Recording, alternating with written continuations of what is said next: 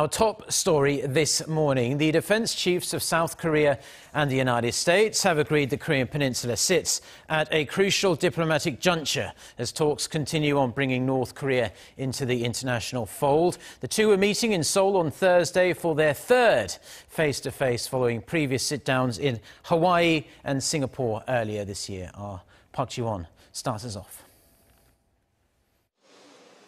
In their opening statement before closed-door meeting, the two defense chiefs reaffirmed their steadfast and ironclad alliance, vowing that they will continue, quote, watertight consultations at a time when major changes are happening on the Korean Peninsula.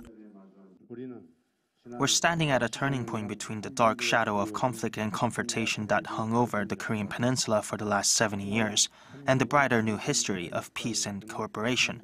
This is a precious opportunity made by President Moon and U.S. President Trump's vision and decisions. South Korea and the U.S. pledged their utmost effort to ensure that this opportunity not only leads to the peace and the prosperity of the Korean Peninsula, but also Northeast Asia and the world. They also confirmed the decision to suspend the Freedom Guardian exercise originally scheduled for this August.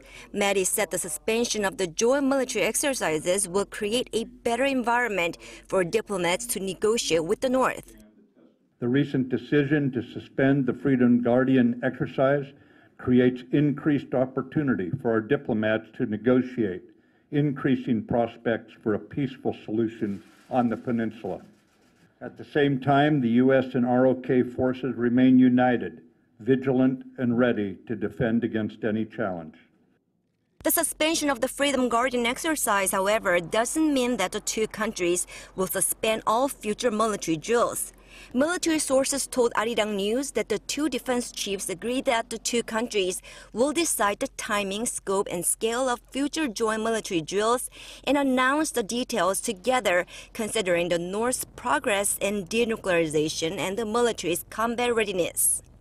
Mattis also stressed that the U.S. will maintain its current troop levels on the peninsula. U.S. commitment to the Republic of Korea remains ironclad, and the U.S. will continue to use the full range of diplomatic and military capabilities to uphold this commitment. And this includes maintaining the current U.S. force levels on the Korean Peninsula. The two leaders also shared a common view that international sanctions on the North should remain in effect until Pyongyang takes concrete and irreversible steps for denuclearization.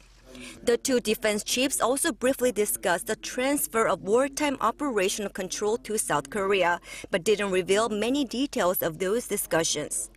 They stressed that this year marks the 65th anniversary of the signing of the bilateral mutual defense treaty and 50 years of close consultation through annual joint security consultative meetings, and they vowed to further strengthen the alliance in pursuit of the shared goal of peace in the region. Park Ji-won, Arirang News.